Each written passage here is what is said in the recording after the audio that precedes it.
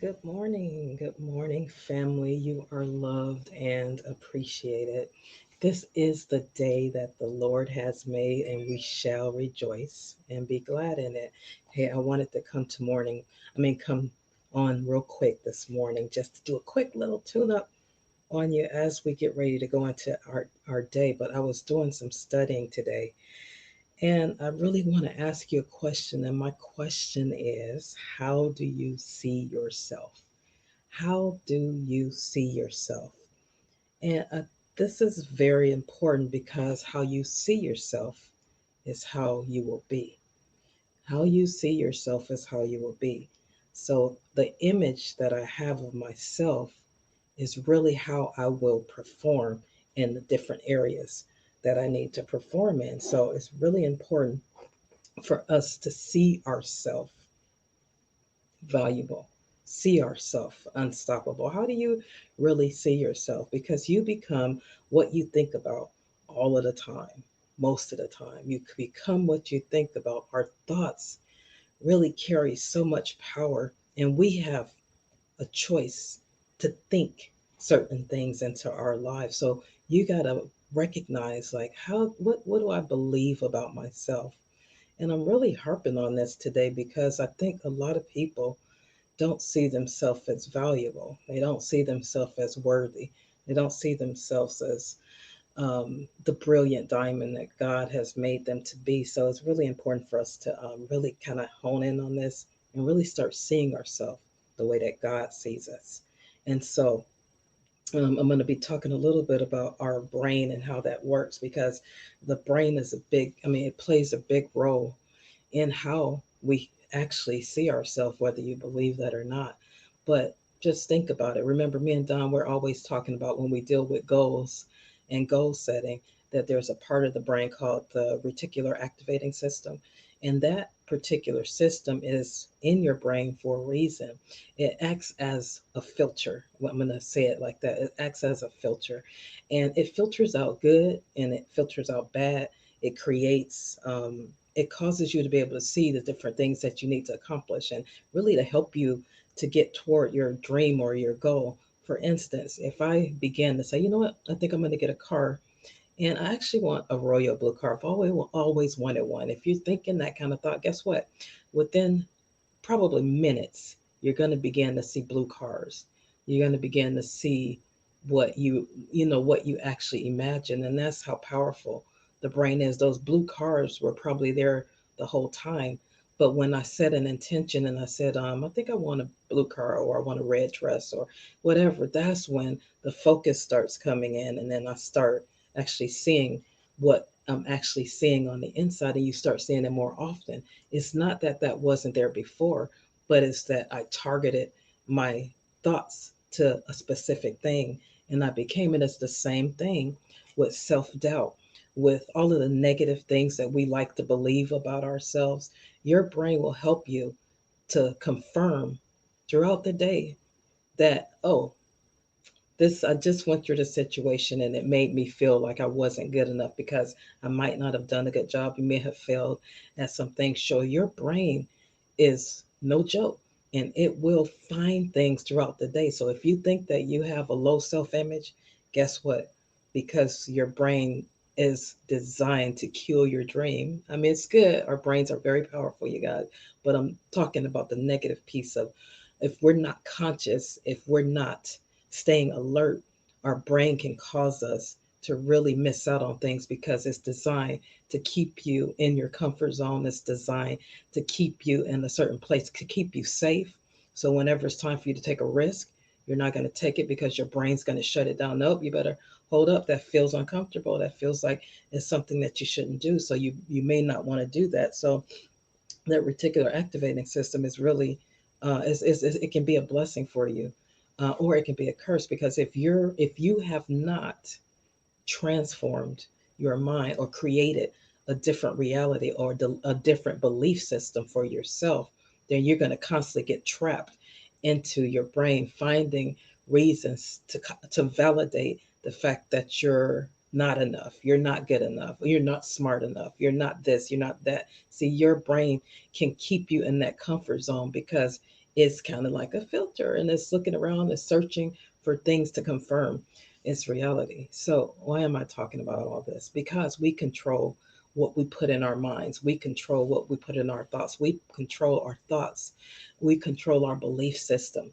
So, if you don't believe that you're worthy, if you don't believe that somebody, I mean, you're worthy of being loved, that you're powerful enough to reach your dream, that you are enough just the way that you are to fulfill the purpose and the plan that God has on your life, then you got to work on your belief system. And then me and Don told you guys about those different ways, and one of the ways is with visualization.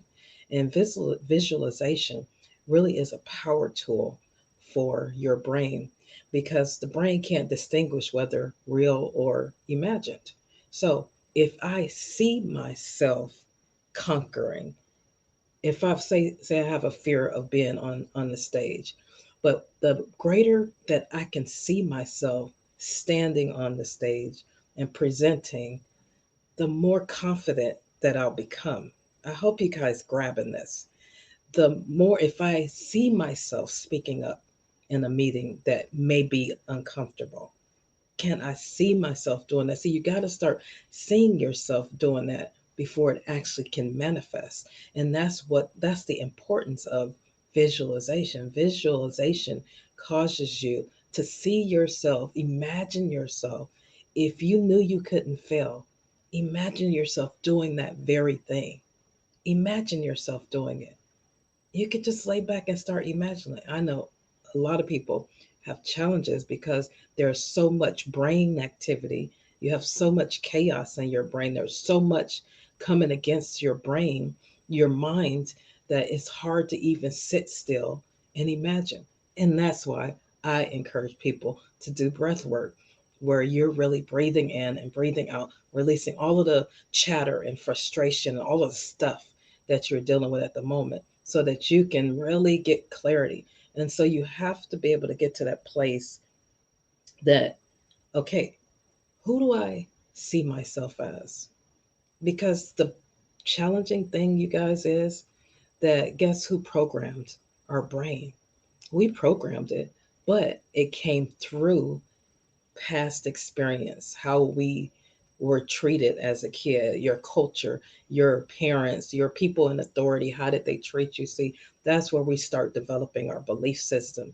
And that's the challenge, because a lot of us have been damaged by parents that don't necessarily, they didn't mean to, but that's all they knew. So they would speak negatively into your life, or they would cause you to be insecure about who you were, timid, all of those things, because God made us bold and He made us courageous. Yeah, we have to develop that confidence. But who took away your confidence? Who stole your power? Who did we allow to steal who we really were? You see what I'm saying? There's people or things that have tried to steal power from us. So now I'm really scared to speak up, or I'm really afraid to be in front of people. I'm really afraid to confront. I'm afraid to do these things. You see what I'm saying? All of that is a trap, because you can't see yourself. You can't stand and do what you need to do powerfully and unapologetically when you are so concerned about your self image, your confidence, and all of that. When you finally break out of the box and recognize that God has equipped you, empowered you, laid His hand upon you, anointed you, and gave you that gifting, He sent you here with that gifting, with that talent. And so your job is to say, okay, this is what He wants me to do. So let me perfect that which He's given me to do. And that means we got to work on ourselves. And see, this right here, it's between here, our brains are, we got to work on that. And that's why God tells us to be ye transformed by the renewing of our mind. I have to renew the fact that I did not believe in myself. I had to replace that with His word, and then begin to believe that I am significant.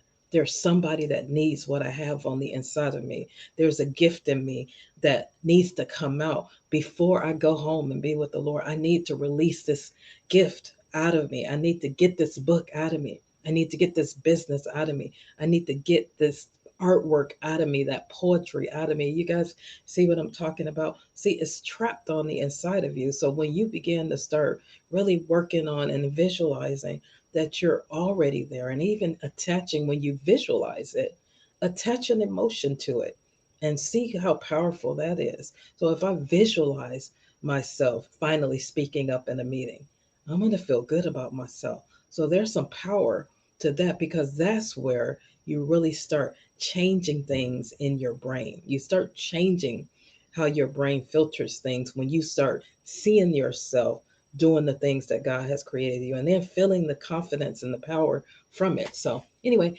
that's my lesson for today. Thank you guys for joining. I see all you guys over here.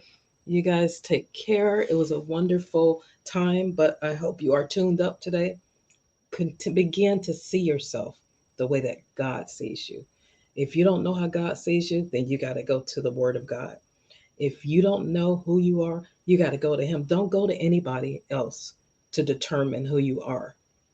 Do not do that. You have to go to God. The problem today is that many people wait for other people to confirm them, to validate them, to, whatever that is that we like to put on other people. But you are responsible for your destiny. You are responsible for the dream that God has on the inside of you. At the end of the day, God is going to come to you and say, hey, daughter, hey, son, did you manifest the glory that I put on the inside of you?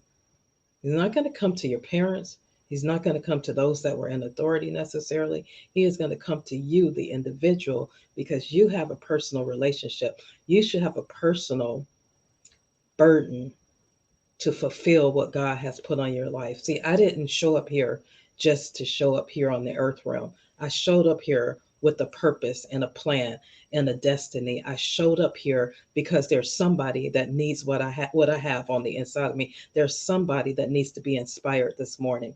There's somebody that needs to have hope. There's not somebody that needs to know that they are more than their circumstances, that they are more than what they are experiencing right now in this moment, that they are bigger than what may be coming against them right now. But you have to know and renew your mind to that fact. So that old belief system that you have on the inside of you has to go, because the warrior that God created you to be is the one that He's calling forth, especially in this season, especially in the times that we're living in. We need people to step up and to step into all of the different things that He's created us to do, so that we can become the change agents that He created us to be.